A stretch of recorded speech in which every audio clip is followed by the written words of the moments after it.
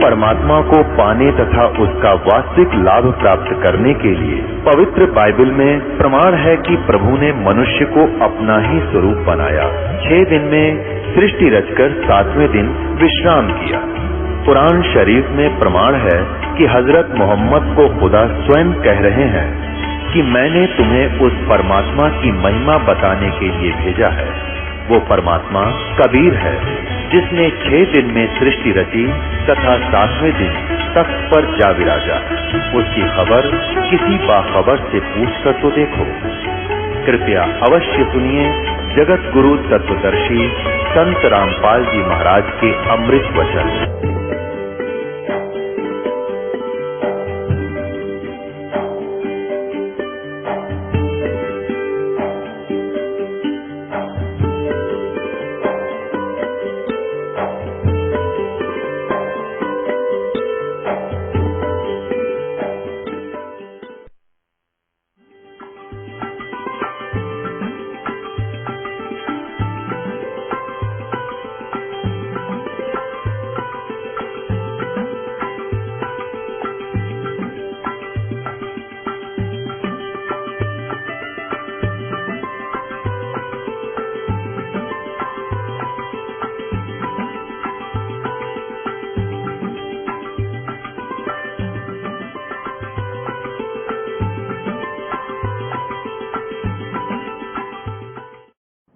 तो कुछ देर के बाद आत्मा में वो ज्ञान आकर हिलोर उठती है, प्रेरणा आती है, लहर उठती है कि रे परमात्मा से तो हम उम्मीद करते हैं कि भगवान हमारे सारे काम ठीक करेगा, और आप वहां बैठे हो, आपकी भैंस मर गई बैठे बैठे, बता आपने के बचा लिया, 50,000 की भैंस मर गई, बता आपने के सारा कर दिया यहां ना आकर के।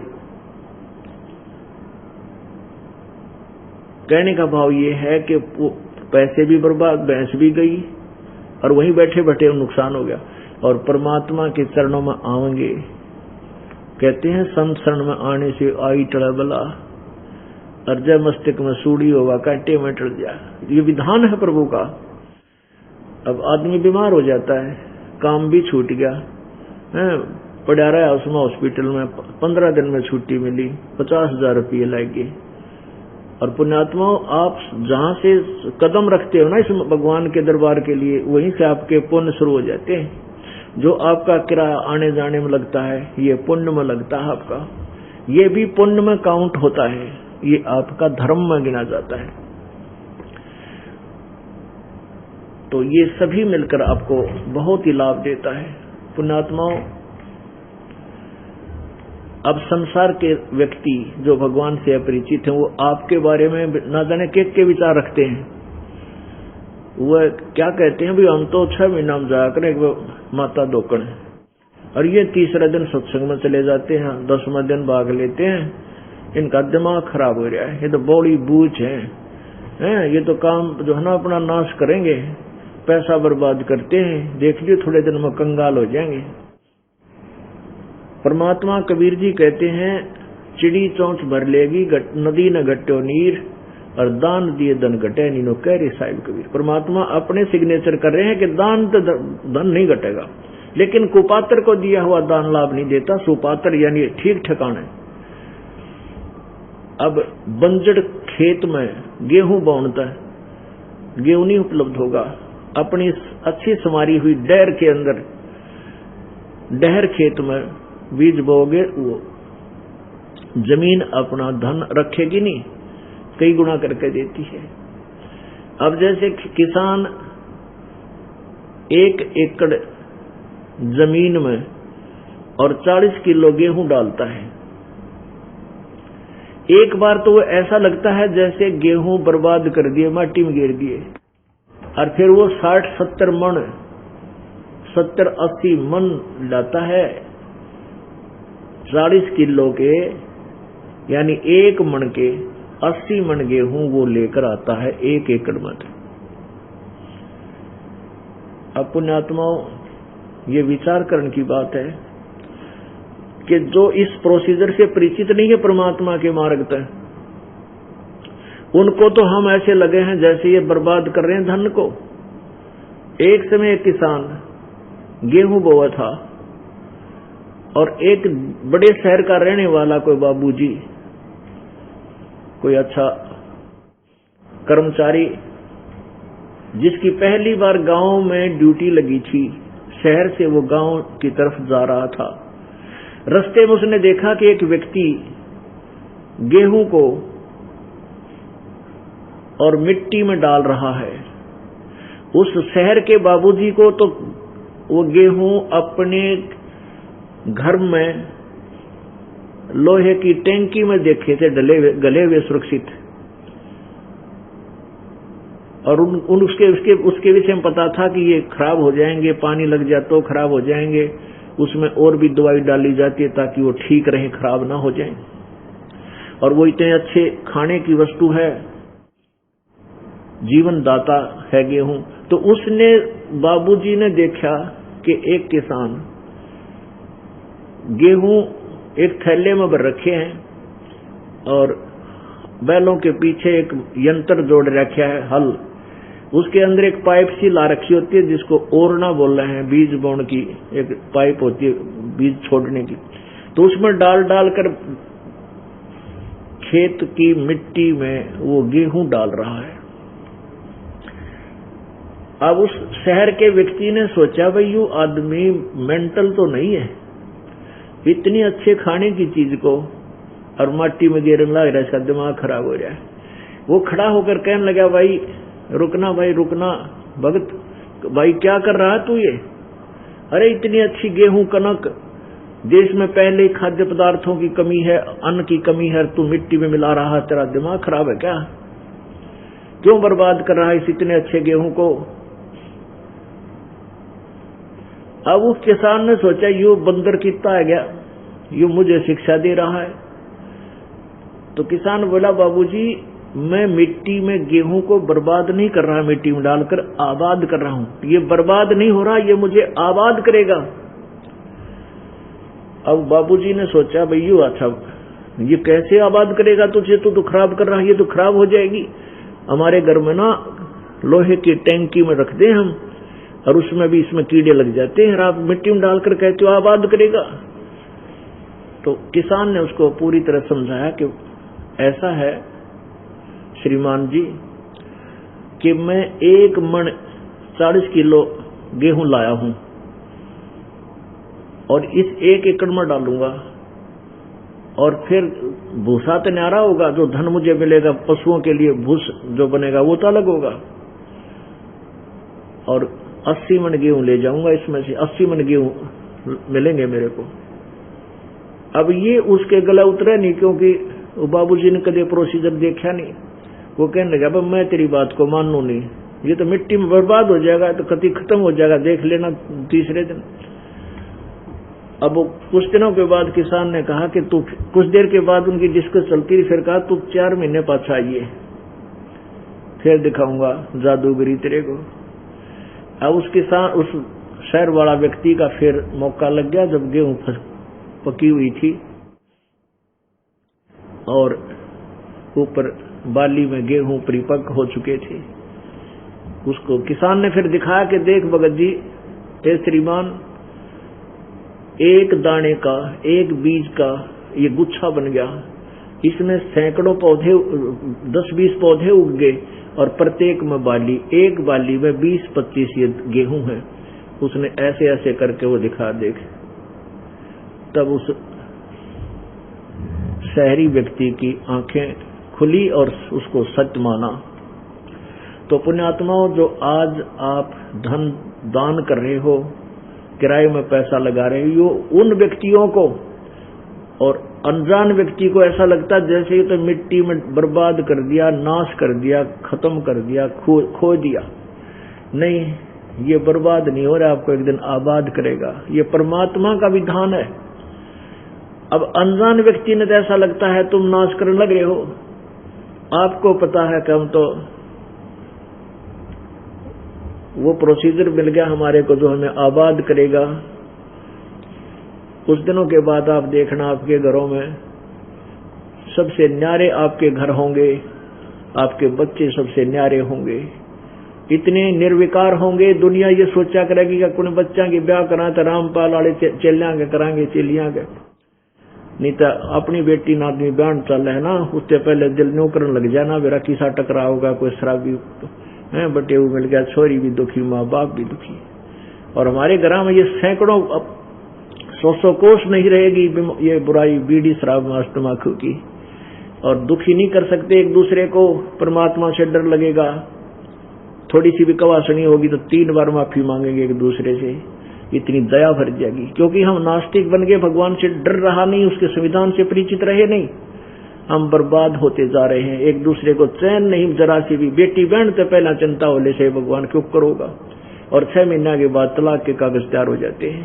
ऐसा जुल्म क्यों हो रहा है कि हमारे अंदर दया रही नहीं, भगवान का डर रहा नहीं, और परमात्मा का सहयोग रहा नहीं। अब क्या बताते हैं, अकल अलूने दीखते ये सर्व अकल के मूल, सदा रटे हरि नाम को ये झूले अनहद झूले।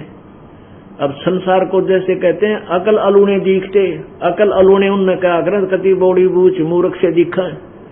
अब संसार जो भगवान से अपरिचित है, इस मार्ग में नहीं लगा है, उनको तो हम अकल अलूने दिखे, कति मूर्ख नजर आते हैं, लेकिन ये सर्व अकल के मूल, ये इन्होंने सब अकल माने ज्ञान, ये आप तो सब ज्ञानों की जड़ ग्रहण कर रहे हो, चाहे किसी ने आप अकल अलूने दिखते हो, क्योंकि आप दिन रात मालिक याद करो और शुभ काम में आपकी नियत होगी। अकल अलूने दिखते ये सर्व अकल के मूल, हरदम रटे भगवान को ये झूलने अनहद झूल। इस प्रकार हमने अपने मालिक के विधान को मद्देनजर करके संसार की बातों में नहीं आना, वो तो अनजान है।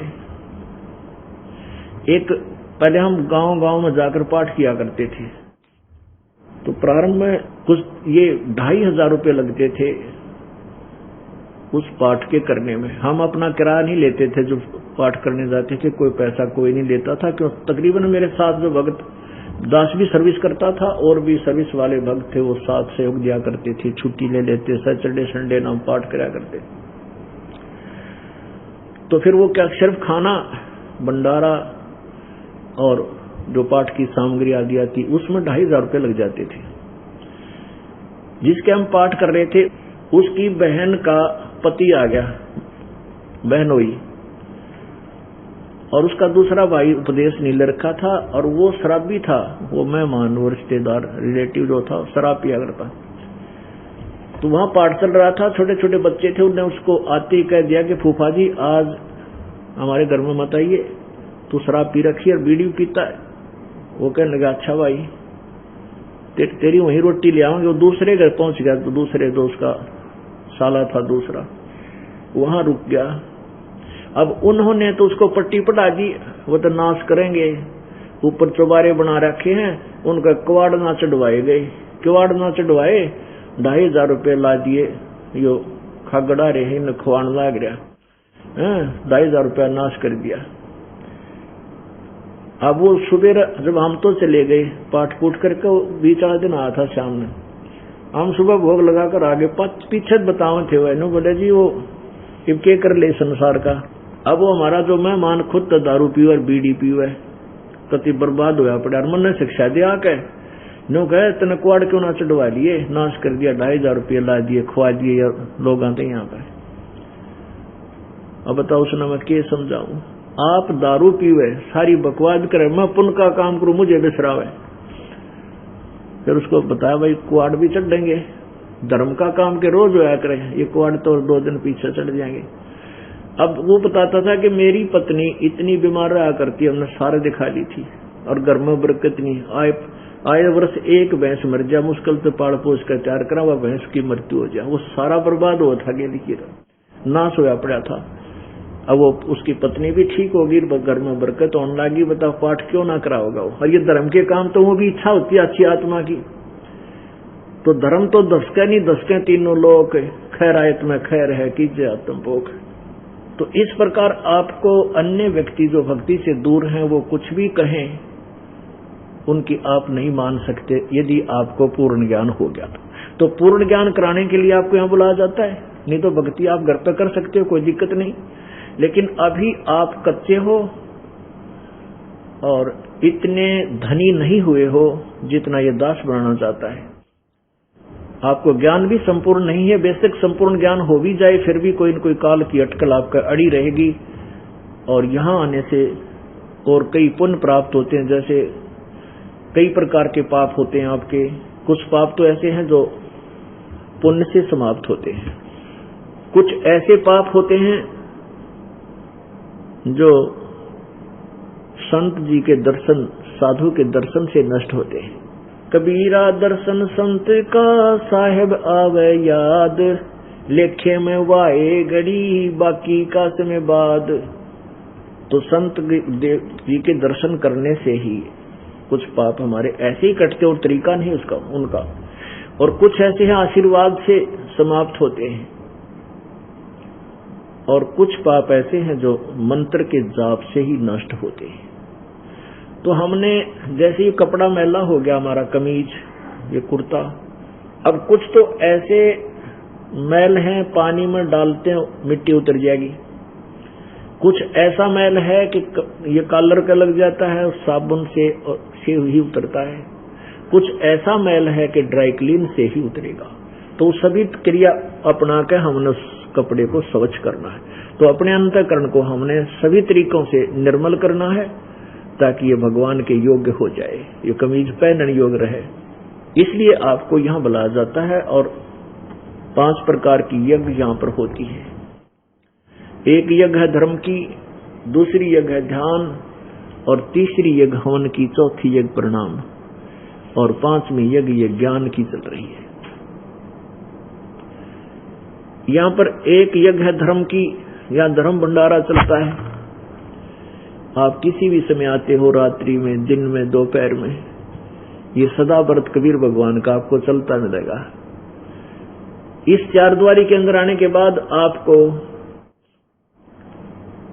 केवल सिमरन की चिंता रह जाती है और किसी चीज की नहीं।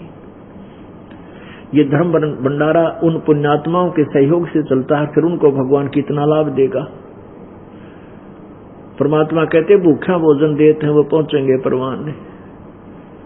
आप जी यहाँ कोई रोटी खाने नहीं आते, खाना खाने नहीं आते, आप भगवान के लिए आते हो। जैसे हम पहले जाते थे, सालासर जाता था ये दास हनुमान की पूजा करने, हनुमान जी की, और वहां एक किसी बूंदी सी मूर्ति, उसकी शकल भी अच्छी को ना, ऐसे हो रहे थे हम भ्रमित, इतनी श्रद्धा थी उसमें। और वहां क्या करते थे, होटलों पर अपने पल्ले खाना खाया करते, श्रद्धालुओं की नहीं थी भगवान मिल जाए, लेकिन वो तरीका भगवान मिलने का नहीं था। तो आप यहाँ खाना खाने नहीं आते, आप तो भगवान के लिए आते हो। और फिर आपको ये सुविधा मिल जाए तो आत्मा और खुशी होती है, आशीष देती है, अपने आप आत्मा प्रसन्न हो जाती है। तो वो जो हिलोर उठती है वो पुण्य परमात्मा के उन बच्चों को मिलता है जिनका यहाँ सहयोग से भंडारा चल रहा है। और ये सभी दान, जैसे पंखे लगे हैं, ट्यूब जग रही है, मैट बिछा रखे, शेड बनाया, ये सारा धर्म और पुण्य ही, ये सब पैसा पुण्य से ही बना हुआ होता है। और जिनका इसमें सहयोग है उनको परमात्मा सीने से लगाएगा और उनको इतना देगा, गिनती नहीं होगी। एक यज्ञ है धर्म की, ये धर्म भंडारा चल रहा है। दूसरी यज्ञ है ध्यान। यहाँ आने के बाद आपको परमात्मा याद रहता है, चर्चा चलती है तो मालिक की चलती है, एक दूसरे से डिस्कस करते हो, जो पुराने भक्त हैं वो नयों को समझाते हैं, वो भी आपको एक ध्यान यज्ञ होती है, और साथ में यह ज्ञान यज्ञ भी होती है। अब ज्ञान यज्ञ के साथ ध्यान का जोड़ है, क्योंकि जो परमात्मा की चर्चा चलेगी उसके अंदर ध्यान भी रहेगा। तो ऐसे एक यज्ञ धर्म की, दूसरी यज्ञ ध्यान, तीसरी यज्ञ हवन की।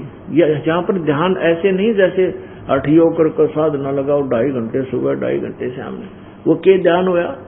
तुम ज्ञान ही पूरा नहीं है उन लोगों का जो ऐसी साधना बताते हैं, उनका ज्ञान ही झूठा है। तो परमात्मा कहते हैं झूठा ज्ञान ध्यान कहाँ लाओ, ये बात बेदा चतुराई, तुम्हारा ज्ञान ही यूजलेस है, तुम्हारी सिद्धांत ही गलत है, तुम ध्यान कहाँ लगाए बैठे हो, क्यों ड्रामा कर रहे हो, वाद विवाद करके चतुरता दिखा रहे हो।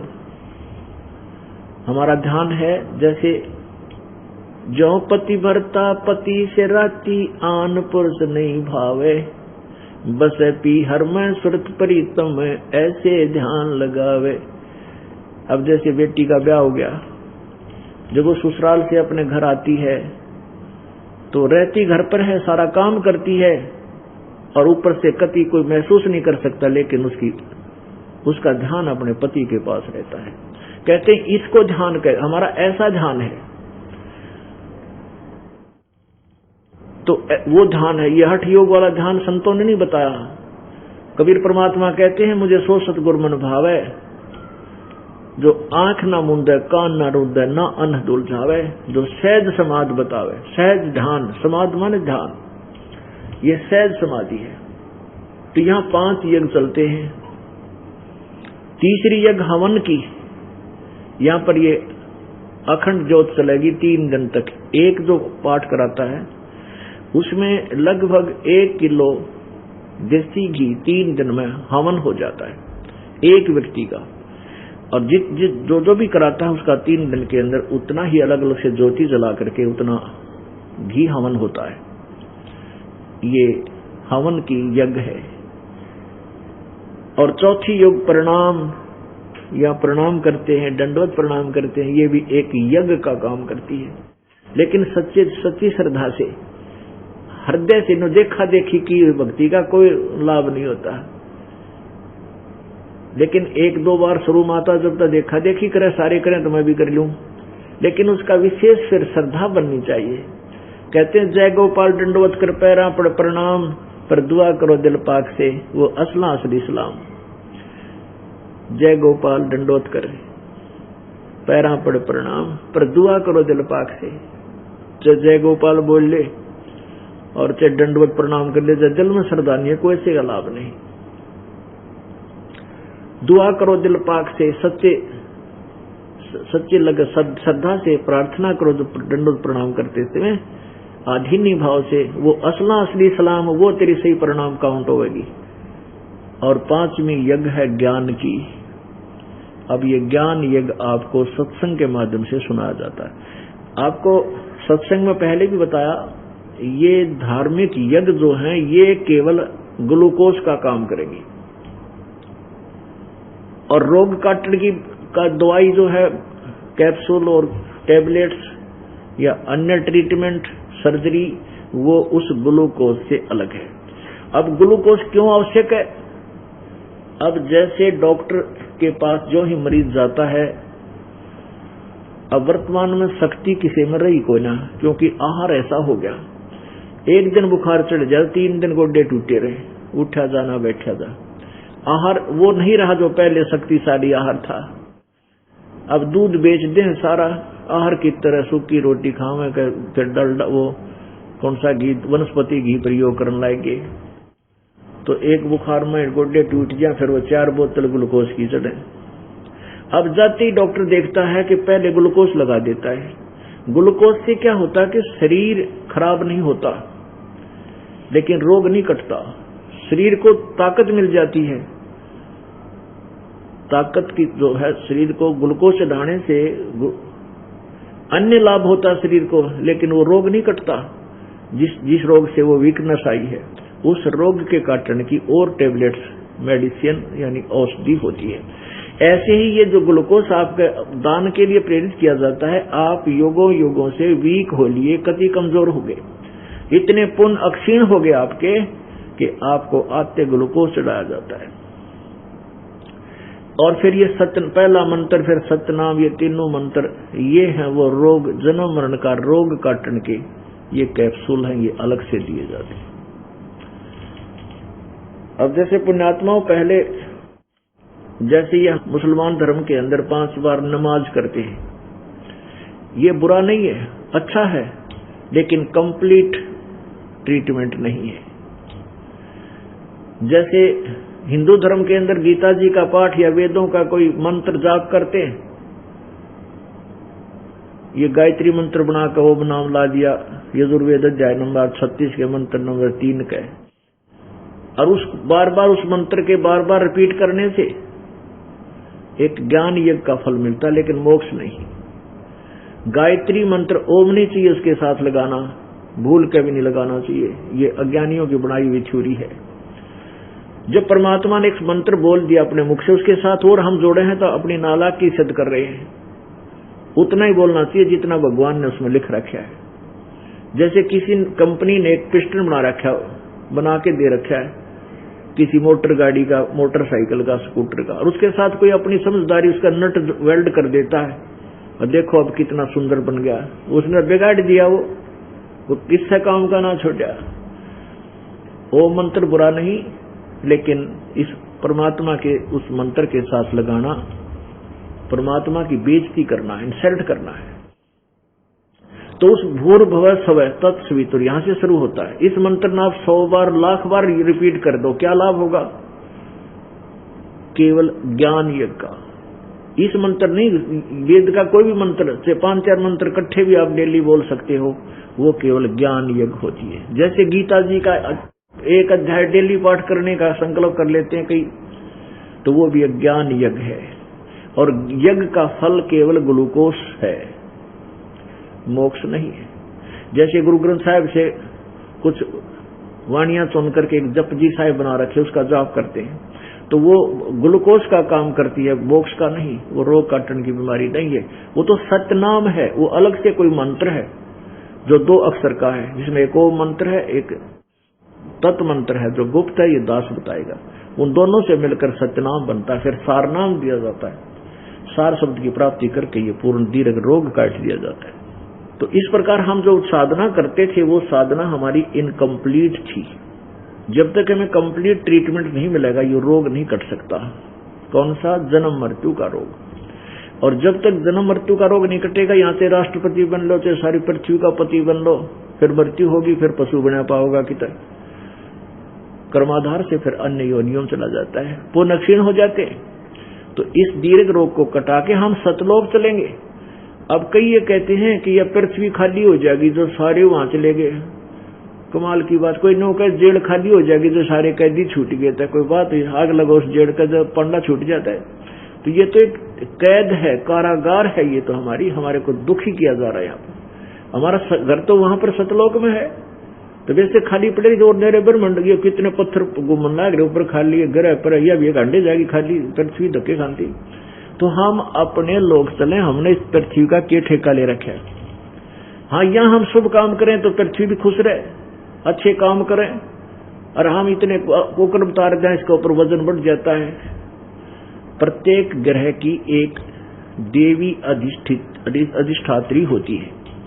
ये 33 करोड़ देवता ने काल ने धंधा ला रखे हैं। प्रत्येक का जैसे सूर्य देवता है, ये सूर्य नहीं, एक और देव है। ऐसे चंद्रमा एक और देवता है, उसको चांद के जितने भी चंद्रमा है 21 ब्रह्मांड उनका कंट्रोलर बना दिया। वो राज्य कर रखे हैं। जैसे कोई मंत्री है, मुख्यमंत्री अपने साथियों ने प्रश्न करने की खातिर किसी ने चेयरमैन बना दे है, किसी ने कुछ बना दे है, उन्होंने धंधा लाए रखे। तो ऐसे इस काल ने सारे बढ़ो रखे हैं। तो हमने अपने सतलोक चलना है, यहाँ का ठेका नहीं लेना। यहाँ क्या होगा, सारे चले जाएंगे, देख खाली पड़ी रहेगी, घूमे जाएगी, अपन क्या करना इसका। तो पुण्यात्माओं, आप ज्ञानहीनता के कारण हम ऐसे विचारों में उलझकर और काल के जाल में रह जाते हैं। अब ये ज्ञान यज्ञ चल रहा है। ज्ञान यज्ञ में बताया जाता है कि देते को हर देत है, जहां तहां से आने, ना दिया वो मांगते, फिर परमात्मा सुने ना कान। अब कहते करे करावे साइया, मन में लहर उठा, दादू सिरदर जीव के वो आप बगल हो जा। आप आरती, आप साजे, आप किंगर, आप बाजे। अब जैसे आपने सुना है कि जैसे द्रौपदी का चीर बढ़ गया और द्रौपदी के बाद और किसी का ना बढ़ा, और सुना किसी ने या तुमने भी भक्ति की होगी, कदे बढ़ा किसी का नहीं। और इस दास की, जब इस मालिक का सही भक्ति मिली, इस दास की एक लोहे की जाली बढ़ गई। अब पुण्यात्माओं, ये सत्कर मानना, जब हमें परमात्मा की पावर का कनेक्शन मिल जाएगा तो वो गुण है ईश्वर में जो हम सुना करते थे। अब बिजली के गुण हम सुनते हैं कि बिजली पंखा चलाती है, अंधेरे को उजाले में बदल देती है, ट्यूब जगती है और आटा पीस देती है और जमीन से पानी ट्यूबवेल चला देती है। ये गुण है, बिजली में ये गुण है। लेकिन ये प्राप्त कैसे होते हैं, उसकी विधि न्यारी है। अब जैसे प्रसंग था कि एक गायत्री मंत्र बना रखा है ना, ओम गेल ला के यजुर्वेद अध्याय नंबर 36 के मंत्र 3 के साथ ओम मंत्र जोड़ दिया, वो नहीं जोड़ना चाहिए। फिर भी ओम भूर्भुवः स्वः तत्सवितुर्वरेण्यं भर्गो देवस्य धीमहि धियो यो न प्रचोदयात्, ये हम भी घोटिया करते, इतने याद आयो। लेकिन ये वेद का मंत्र है और इसमें गुण है कि वो परमात्मा स्वयंभू है, भूर्भुवः स्वः, और वो पूर्ण परमात्मा सबका रचने वाला सविता है। वो हमारी बुद्धि को परमात्मा की तरफ अपने ही चरणों में लगाए रखे, भक्ति योग्य बनाए रखे, ये गुण है। ये इसका अर्थ है। इसको बार बार 100 बार पढ़ ले, लाख बार पढ़ ले, 1000 बार पढ़ ले, ज्ञान यज्ञ मिलेगा लेकिन भगवान नहीं मिलेगा।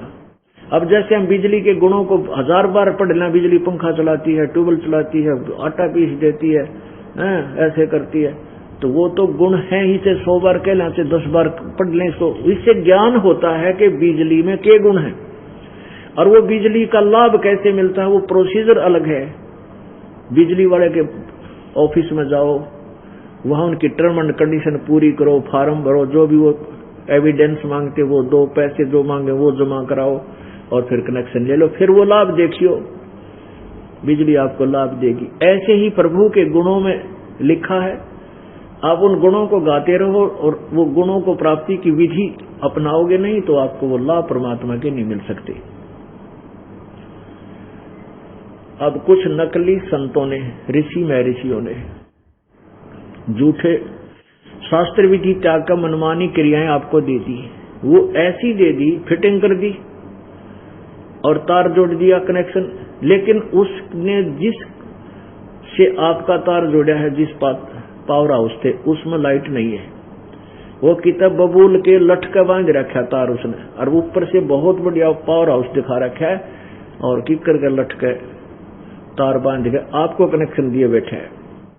आप रोज वो गुण भी गाते हो, भगवान ऐसा करता है, भगवान ऐसा करता है, किसी को होता नहीं, किसी के नहीं हो रहा था। अब देखना, आप कनेक्शन लेकर जाओगे, बिजली आपके घर पाओगी। आप कनेक्शन, वहां से कनेक्शन मिलता है, आपके जाने से पहले आपके घर लाइट पहुंच जाती है। इसी प्रकार आप यहाँ नाम लेकर जाओगे, आपके घर पर भगवान पहुंच जाएंगे और वहां बैठे थारे भूतान और पितरा ने दे लट्ठा उड़ा घर से काट देंगे पहले तो।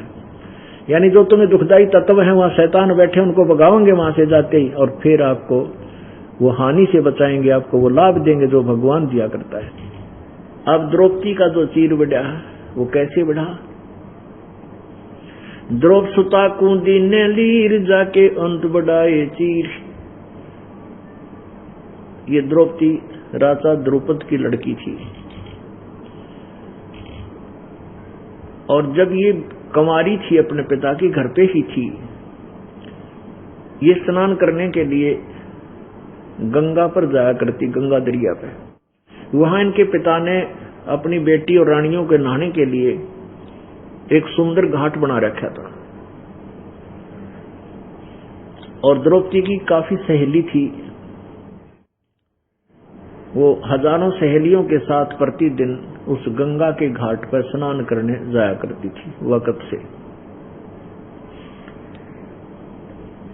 और परमात्मा को पता है कि मेरी प्यारी आत्मा, क्योंकि हम जो भी यहाँ पदवी पाए हैं ये सभी परमात्मा कबीर जी की आत्मा है और हमारे ऊपर आने वाली आपदाओं से बचाने के लिए वो परमात्मा ना जाने कितने कारण बनाता है। अब द्रौपदी के ऊपर जो आपत्ति आनी थी, प्रभु को पता था कि उसका चीर हरण होगा, उसके प्रारब्ध में लिखा था। तो परमेश्वर ने ऐसी लीला की, स्वयं ही एक ब्लाइंड मैन की भूमिका की प्रभु ने। कहते हैं सोच सलछीदर मैं करूं अपने जन के काज, अंधा महात्मा का रूप धारण करके परमात्मा उस गंगा के जल में स्नान करने लग गए।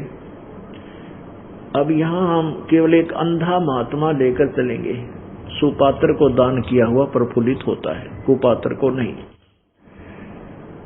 एक अंधा महात्मा था, वो दरिया के किनारे चलता चलता उसने सोची दरिया चल रही है, यहां स्नान कर लूं। उसके शरीर पर केवल एक लंगोटी थी, एक कौपीन होती थी, जैसे केवल एक पर्दे के ऊपर के एक 6 इंच 8 इंच का एक कपड़ा, एक तागड़ी, यानी ऐसे एक रस्सी बांध लेते हैं, तागड़ी सी एक धागा सा जहां नाड़ा बांधते हैं ऐसे, और उसके केवल एक 6 उंगल का यानी इतनी चौड़ाई का कपड़ा बांध लेते हैं अपनी लंगोटी के स्थान पर, और दूसरी लंगोटी थी नहीं। वो स्नान करने लग गए दरिया में। स्नान करते करते उनकी वह लंगोटी टूट गई, खुल गिर, वो बहकर चली गई। अब वो महात्मा जी उधर देखा कि लड़कियां आ रही हैं शोर शराबा करती हुई। अब संत ने सोचा कि वे लड़कियां आ गई, यहां मेरे ख्याल में कित आसपास घाट होगा नहाने का। अब वो संत जब पहले थोड़े पानी में था तो गहरे पानी चला गया, गर्दन से थोड़ा सा नीचे तक, इस शर्म के मारे कि कहीं मैं नंगा हूं, निवस्त्र हो गया हूं और लड़कियां आऊंगी तो मुझे शर्म लगेगी, क्या कहेंगी। अब क्या देखा कि वो लड़कियां आई, जो घाट वहां से लगभग 100 फुट की दूरी पर था, वो स्नान करने की तैयारी करने लगी। द्रौपदी की नजर उस संत के ऊपर पड़ गई। अब कहते हैं साधु दर्शन राम का मुख पर बसे सुहाग, दर्श उन्हीं को होते हैं जिनके पूर्ण भाग। अब संत परमात्मा का ही स्वरूप माना जाता है, जो संत होता है। अब जो पुण्यात्मा होती है साधु भक्त को देखकर बड़ी प्रसन्न होती है और सोचता है कि मैं इनसे बात करूंगा, भगवान की इससे चर्चा करूंगा। अब द्रौपदी के मन में आई कि साधु है, स्नान कर रहा है और हम भी नहा लेती हैं जल्दी सी, फिर महात्मा के साथ परमात्मा की चर्चा करेंगे, इनसे प्रभु के विषय में जानकारी प्राप्त करेंगे। अब द्रौपदी स्नान करने लगी। स्नान सुनून करके जब वो बाहर आई, खूब नहाई धोई, नदी में खूब उछल कूद करी और भूल बालगी।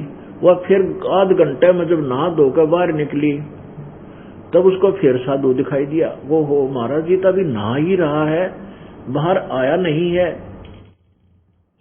फिर उसने ध्यान से देखा कि महात्मा नहा नहीं रहा है, ये तो कोई वस्तु ढूंढ रहा है, जैसे हाथ मार रहा है। फिर उसने देखा कि महात्मा जी तो निवस्त्र है और बाहर कोई वस्त्र है नहीं, ये शर्म के मारे बाहर नहीं निकल रहा, इसके पास कोई कपड़ा को नहीं। तो द्रौपदी ने क्या किया, अब देखो पुण्यात्माओं, इसको कहते हैं ज्ञान, और कहते हैं बैराग नाम है त्याग का 5-25 माह। अब कहते हैं काम क्रोध लोभ मोह अहंकार, ये जो पांचों हैं इनकी दिशा बदल रहे हैं। हम लोभ करें तो ऐसा करें, कैसे करें।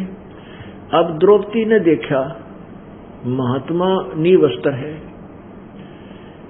और उसको ज्ञान इतना तो पता ही था कि मैं धर्म करूंगी तो मुझे मिलेगा, नहीं तो वो अपनी सहेलियों को भी कह सकती, नौकरानियों को भी कह सकती थी कि इसको एक साड़ी का टुकड़ा दे दो महात्मा को। और बांधी तो एक राजा की लड़की के कहने से नौकरानियां तो पूरी साड़ी की साड़ी घेर देख जाते, 2 देवगी। लेकिन नहीं, यहाँ ज्ञान में लोभ करना ऐसे सिखाया प्रभु ने, ज्ञान ने, कि द्रौपदी के मन में था कि मैं दान करूंगी मुझे मिलेगा, ये करेंगी इनको मिलेगा, इनको चांस क्यों दूं, बेईमान ना करे, लोभ करे तो ऐसा करे। उस लड़की ने, राजा की लड़की देखो कितना सुंदर साड़ी पहन रही होगी, कितनी कीमती होगी। जैसे हम अपने बेटे बेटी को स्कूल भेजते हैं या कपड़े लाते हैं, हम चाहे मैले कुचले किसी पहन रहे हैं फटे पुराने, पर अपने बच्चों को बहुत अच्छा वस्त्र लाकर देते हैं, अच्छे कीमती, जितनी हमारी सामर्थ्य है। तो ऐसे राजा की लड़की की कितनी सुंदर साड़ी होगी, कितनी कीमती होगी। लड़की ने आव देखा ना ताव देखा, अपनी साड़ी में तो एक बिलात एक गट यानी 8-9 इंच का कपड़ा नो पड़ा, एक लीर सी, और दरिया में डाल दी कि महाराज जी का हाथ लग जाए, क्योंकि वो जिधर जल जा रहा था बहता हुआ उस साइड में 100 फुट नीचे था, नहा रहा था जल में। अब वो महात्मा को दिखाई नहीं दे रहा था, अंधे थे। वो जो है वो साड़ी का टुकड़ा दूर से निकल गया। लड़की ने एक और पाड़ा, फिर वह आदि 7-8, अब देखो 2 गिट में कितना कपड़ा चला जाता है, ऐसे 4 फिर 8, यानी आधे से ज्यादा साड़ी फाड़ कर डाल दी, फाड़ कर डाल दी, लेकिन महात्मा का हाथ लगी नहीं। अब लड़की ने सोचा भाई कोई बात नहीं, वो निकट न्यों नहीं जाना चाहती कदे महात्मा शर्मा जावे लड़की की आवाज सुन के। फिर उन्हें और वो शर्मांती भी नहीं जावा थी, महाराज नहीं वस्त्र। फिर उन्हें सोचा मेरे पिता के समान है, राज ये महादुखी है, यदि अब इसको कपड़ा नहीं मिलेगा तो सारा दिन इसमें सड़ेगा और कितना रात ने निकलेगा, और फिर इसके पास कपड़ा नहीं। महात्मा शर्मदार है, पता नहीं क्या सोच बैठेगा। इस उद्देश्य से लड़की ने एक लंबी लकड़ी उठाई, लंबी लकड़ी, और उस लकड़ी का एक लपेटा देकर उस एक ऐसे चीर फिर फाड़ा अपनी साड़ी को, और उसमें लपेट के और लंबी लकड़ी करके जहां महाराज जी ऐसे हाथ कर रहे थे, साधु जी ऐसे ढूंढ रहे थे, उसके आसपास वो कपड़ा कर दिया, उसके हाथ लग गया। अब साधु के हाथ लग गया तो हाथ पकड़ लिया उसने, और फिर देखा। अब अंधे के हाथ आँखों का काम करया करे। उसने सारा देखा कि ये कोई फटा पुराना या कोई वैसे बहता हुआ कपड़ा नहीं आया है, किसी बेटी की साड़ी का टुकड़ा है। उसने जानबूझकर मेरे लिए हेल्प की है। अब उस महात्मा ने वो साड़ी का कपड़ा अपने लंगोटी बांधी और आशीर्वाद दिया, बेटी आज तूने मेरा पर्दा रखा है, इज्जत रखी है, भगवान तेरा पर्दा रखा है, तेरी इज्जत रखा है, तूने गणाए दे। अब कहते हैं साधु बोला सहज सुबह जो चावे सो कर दे, साध वचन पलटे नहीं ते पलट जाओ ब्रह्मंड। अब जब तो बात आई गई हुई, इतना द्रौपदी का जच्ची महात्मा की कह है या साची भी हो जाएगी, अब तना भगवान गणाए दे। अब वो आत्मा से दी थी, संत परमात्मा ही थे, वो खुद आए हुए थे अपनी बेटी को। पता था कि काल तो मेरी आत्माओं को सताने से लगा हुआ है। अपनी आत्माओं कुछ दिनों के बाद आपकी आंखें यानी मोतियाबंद कति हट जाएगा, तो काल ना हमारा कर रखा था ज्ञान का। अब जैसे ये दास पहले हनुमान पूजा करता, श्री राम कृष्ण की पूजा करता था, विष्णु और शंकर जी ने इष्ट मानता था, और घर में जो भी सुख होता था जैसे पास हो जाया करते कक्षा में, तो जय हो बजरंगबली की, जय हो भगवान विष्णु की, जय हो भगवान शंकर की, हम पास कर दिए। फिर लड़का हुआ, लड़के की खुशी मनाई भाई, हमारे हनुमान जी ने, हमारे भगवान कृष्ण जी ने, शंकर भगवान ने लड़का दे दिया। तो हम इनको क्रेडिट दिया करते, ये सुख दे रहे हैं। जैसे कोई एक्सीडेंट दुर्घटना में कई बार इतने सेफ बचे बाल और शुक्र मनाया करते, भगवान विष्णु ने, भगवान शिव जी ने, राम ने, कृष्ण ने, सारे के गुण गा दिया करते, इनने बचा दिया, हनुमान जी ने, श्याम जी ने। अब बचाया करता यू कबीर भगवान हमें पूर्व संस्कार से।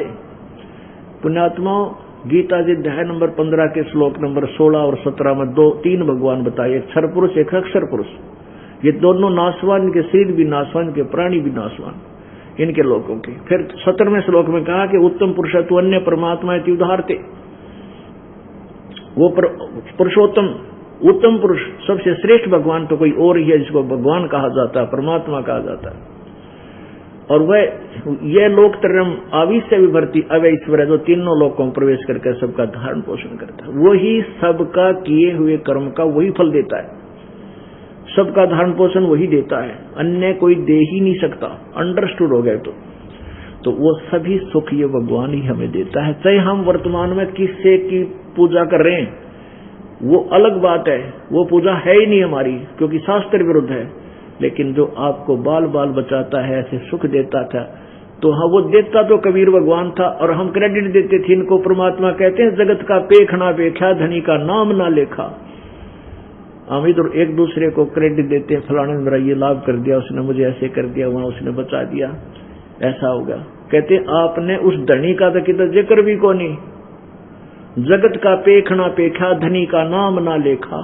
उसका पूर्ण परमात्मा जो हमें सुख दे रहा था, हमारे पूर्व जन्म के संस्कारों को भी वही सुचारू रूप से देता है, बचाव करता है, उसका कितना नाम भी नहीं था, लेखा भी नहीं था। तो द्रौपदी अपने घर आ गई। फिर कुछ दिनों के बाद उसका ब्याह हो गया।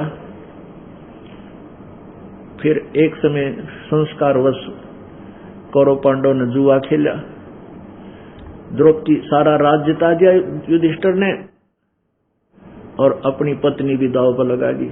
अब इन कथाओं को, महाभारत जैसे कथाओं को हम सहर्ष सुना और पढ़ा करते। एक पढ़ने की कथा है कि ये महापुरुष थे जिसने अपनी पत्नी दांव पर लगा दी, उनकी अकल मारी गई। बताओ उनको के था महात्मा का, मर के उनको सूरवीर बताओ, इतनी मंदबुद्धि के लोग, के जरूरत थी जुआ खेलने की। और फिर पत्नी दाव पर लगा दी, फिर भी ना डटा गया। ऐसी बेहुदी कथाओं को सुनकर हम सारा अपना जीवन बर्बाद किया करते, सोचा करते कोई धार्मिक ग्रंथ पढ़ रहे हैं। ये कोई धार्मिक ग्रंथ है? धार्मिक ग्रंथ ये है कबीर परमात्मा की वाणी, आनंद अंदर से आत्मा गदगद हो जाती है। ये कहानियां परमेश्वर के। तो क्या हुआ कि द्रौपदी को दाव पर लगा दिया। एक बार युधिष्ठिर ने एक शीश महल बनाया था शीशे का, और द्रौपदी पानी लेकर आई थी जल भर के, और दुर्योधन का आना हो गया घर में। उसने शीशा ना दिखा, टक्कर लग गई उसकी और एकदम वो पीछे गिर गया। अब जैसे मजाक कर लेती हैं, अब द्रौपदी का वो देवर लगा था, छोटा भाई था युधिष्ठिर से, तो उसने हंसी मजाक में कह दिया अंधों का अंधे होया करें। ये आम पहले मतलब मजाक आम आदमी कर लिया करते थे ऐसे, लेकिन दुशासन दुष्ट आत्मा था, उस बात का बड़ा दुख मान गया और मन मन में सोच लिया कि तुझे मजा दिखाऊंगा, चखाऊंगा, अंधा का अंधे हैं या आंखों वाले हैं। उस प्रतिशोध के कारण जब द्रौपदी को जुए में जीत लिया युधिष्ठिर से दुर्योधन ने अपने भाई दुशासन से कहा कि जा उस द्रौपदी को ला पकड़ कर उसके बाल पकड़ कर घसीट कर ला। उससे पहले नौकरानी भागी गई कि द्रौपदी बात बिगड़ गई, आपको जुए में हरा दिया, आपको जुए में जीत लिया दुर्योधन ने, और उसने कहा है कि द्रौपदी को लाओ और सभा में नंगी करूंगा। अब द्रौपदी कहती है कि हे बावड़ी, क्या बात कर रही है तू? सभा में कौन कौन है वहां पर? कि 500 पांडव बैठे हैं और भीष्म पितामह है, द्रोणाचार्य और कर्ण आदि भी विद्यमान है, चाचा विदुर भी है। फिर द्रौपदी बोली ऐसी सभा में ऐसा जुल्म होया करे, तेरा दिमाग खराब है, नंगी क्यों करेंगे मेरे को? अब देख लिए उनकी नीयत खराब है। अब इतनी बात हो रही थी, दुशासन पहुंच गया कि आजा, अब तुझे मजा चखाएंगे, हम अंधे हैं आंखों वाले, तुझे दिखाएंगे। अब द्रौपदी के बाल पकड़ के घसीट कर लेकर चल पड़ा। अब पहले द्रौपदी ने ये सोचा था कि मेरे 500 पांडव बैठे, बकल तार देंगे जब मेरा हाथ ला दिया था। और फिर दूसरा देखा था वह भीष्म पितामह जैसे महापुरुष बैठे, कर्ण जैसे योद्धा और द्रोणाचार्य जैसे गुरु बैठे, और चाचा विदुर जैसे सहनशील व्यक्ति बैठे। वहां ऐसी गड़बड़ हो सकती है, ये नहीं होने देंगे। अब जब वहां जाकर देखा उसने, द्रौपदी ने, और दुशासन ने कहा कि हम तो अंधे हैं भाई, हम अंधे हैं। द्रौपदी ने कहा था अंधा का अंधे होया करें, जन्म लेते हैं। क्योंकि धृतराष्ट्र तो दुर्योधन के पिताजी वो जन्मजात अंधे थे। तो कहने लगा हम तो अंधे हैं भाई, द्रौपदी ने नंगी कराएंगे भी सभा में, हमने दिखा थोड़ा ही है, इसकी क्या बेइज्जती होगी। अब द्रौपदी ने सोचा ही तो बात बिगड़गी सचमुच, ये तो काम बिगाड़ेंगे। फिर उसने देखा अपने 500 पांडवों की तरफ, उन्हें नीचे न गर्दन कर ली क्योंकि हार चुके थे। फिर उसने देखा भीष्म पितामह द्रोणाचार्य और कर्ण की तरफ, उन्होंने भी नीचे गर्दन कर ली, कोई सहारा देने को तैयार नहीं। विदुर की तरफ देखा तो विदुर खड़ा हुआ। विदुर ने कहा कि भले मनसो दुर्योधन, कुछ विवेक से काम ले बेटा, तुम किसकी बेइज्जती कर रहे हो?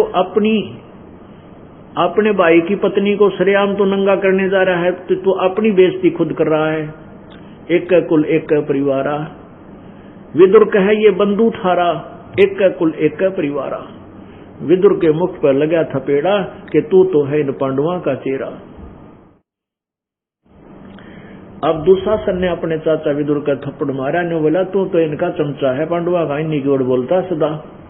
और विदुर ने कहा था कि ये तुम्हारा भाई है, एक का कुल थारा एक का परिवार, किसकी बेइज्जती कर रहे हो नालायक को, ये क्यों गलती करते हो, ऐसा मत करो।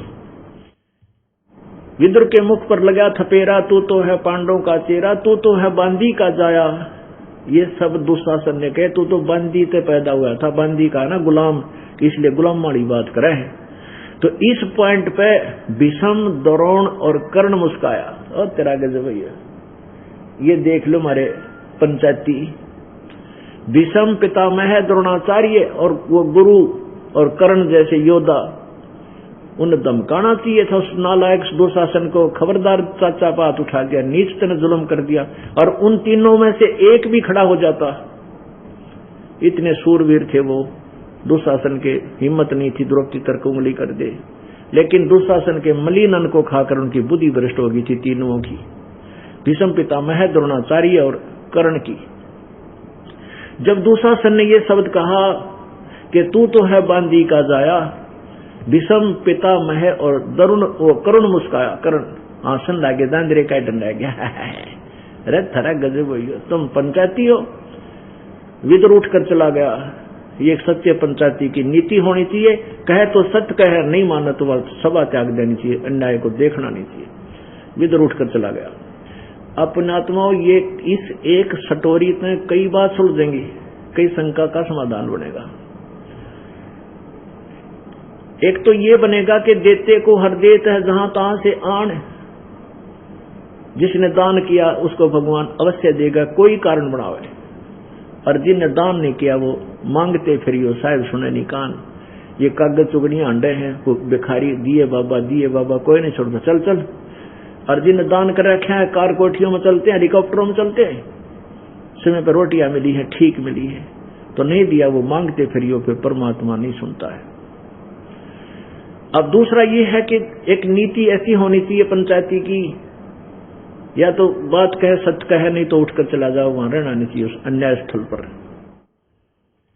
और फिर तीसरी ये सिद्ध करी परमात्मा ने कि जब तक हम संसार को अपना सहयोगी मानते हैं, परमात्मा दूर रहता है। जब हम संसार से हटकर एक मालिक पर आसरा करते हैं, परमात्मा तेरे बिना हमारा कोई नहीं। जब द्रौपदी ने देखा कि तो सब बंधे पड़े हैं, भीष्म पितामह, द्रोणाचार्य और कर्ण की आज ये नीति, ये दांतरे निकाल रहे, हंस रहे हैं, इन्होंने मेरी इज्जत की चिंता नहीं, और यहाँ बैठी हरियो नंगी करने को तैयार हो गया है, तो उनकी क्या नीत होगी आप सोच सकते हैं। उनके जन्म में कितना दोष बना होगा। नहीं तो किसी लड़की को नंगा कर ना बोला तो उठ कर चला जाना चाहिए, अगर उन्हें शर्म थी तो। उनके दिल में दोष था। अब तक द्रौपदी उधर पांडवों की तरफ देखा, वो पांच नौकर गए नीचे ने, क्योंकि वो हार चुके, बंधन मर्यादा में बंध गए। अब परमात्मा कहते बंधे से बंधा मिला छूटे कौन उपाय, और कर बंदगी निर्बंध की वो पल में दे छुड़ाए। अब जैसे 4-5 व्यक्ति न्यौ बांध रखे पाछे तात करके किसी वृक्षों के, और एक बंद हवा दूसरे ने कहता तो मुझे खोल दे, वो कहता मुझे खोल दे, वो नहीं खोल सकते। वो तो निर्बंध आवा, जो बंधा ना हो उन सब के बंधन खोलकर चालता करते।